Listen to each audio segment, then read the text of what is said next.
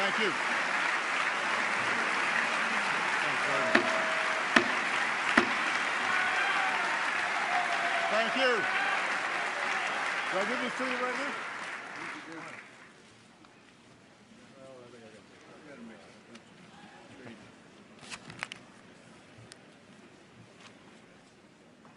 Members of Congress, I have the high privilege and distinct honor of presenting to you the President of the United States. Thank you. Thank you. Thank you. All right, gentlemen. Thank you. Thank you very much. Thank you so much. Thank you. Thank you very much. Thank you. Please, everybody else. Mr. Speaker, Mr. Vice President, members of Congress, fellow Americans. 51 years ago, John F. Kennedy declared to this chamber that the Constitution makes us not rivals for power, but partners for progress.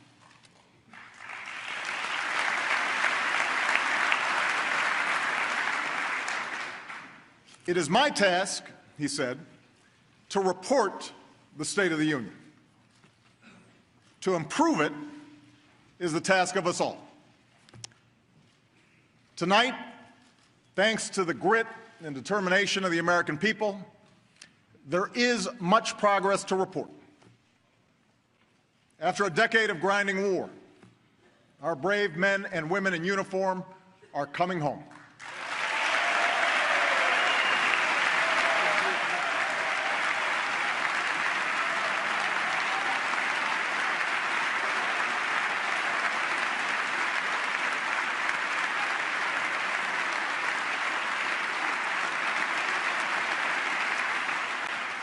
After years of grueling recession, our businesses have created over 6 million new jobs.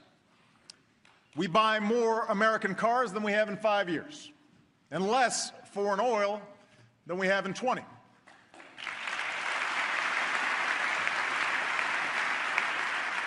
Our housing market is healing, our stock market is rebounding, and consumers, patients, and homeowners enjoy stronger protections than ever before. So, together, we have cleared away the rubble of crisis. And we can say with renewed confidence that the state of our union is stronger.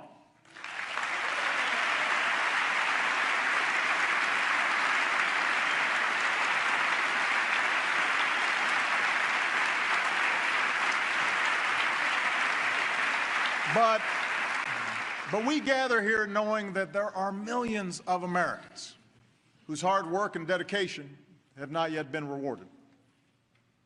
Our economy is adding jobs, but too many people still can't find full-time employment. Corporate profits have skyrocketed to all-time highs, but for more than a decade, wages and incomes have barely budged.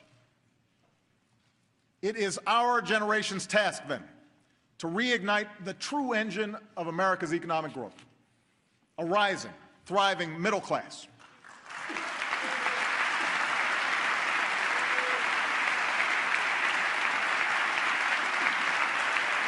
It is our unfinished task to restore the basic bargain that built this country.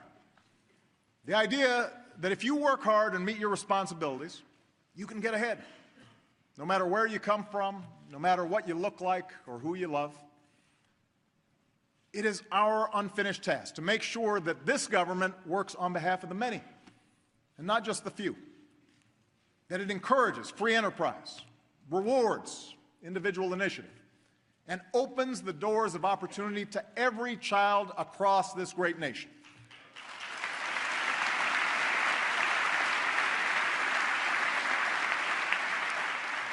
The American people don't expect government to solve every problem. They don't expect those of us in this chamber to agree on every issue. But they do expect us to put the nation's interests before party.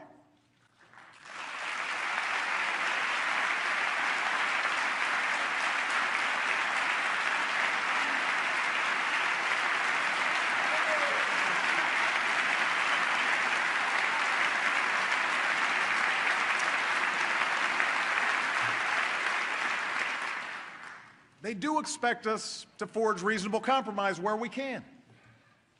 For they know that America moves forward only when we do so together, and that the responsibility of improving this union remains the task of us all.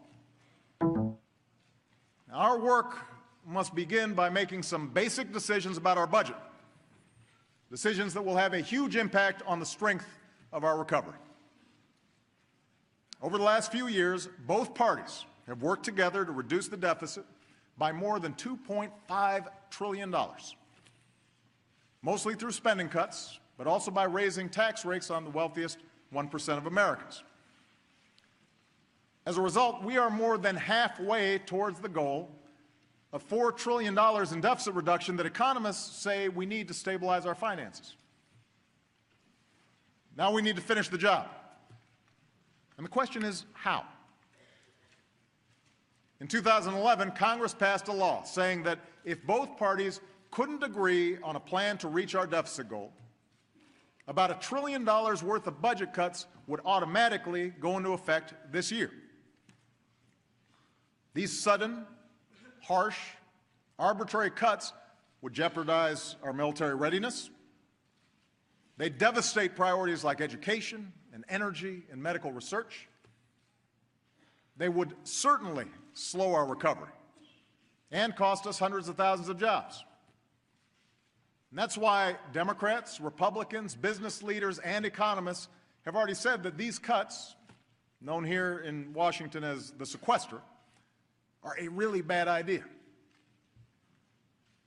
Now, some in Congress have proposed preventing only the defense cuts by making even bigger cuts to things like education and job training, Medicare, and Social Security benefits. That idea is even worse.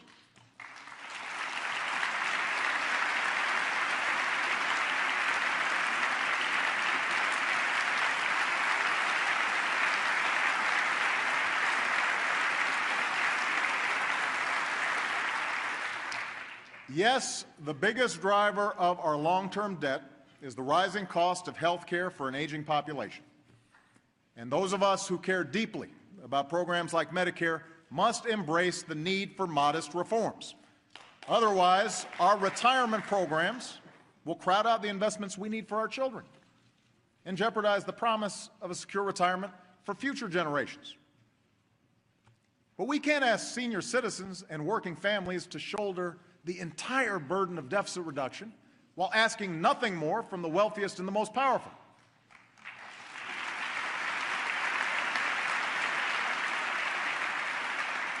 We won't grow the middle class simply by shifting the cost of health care or college onto families that are already struggling, or by forcing communities to lay off more teachers and more cops and more firefighters.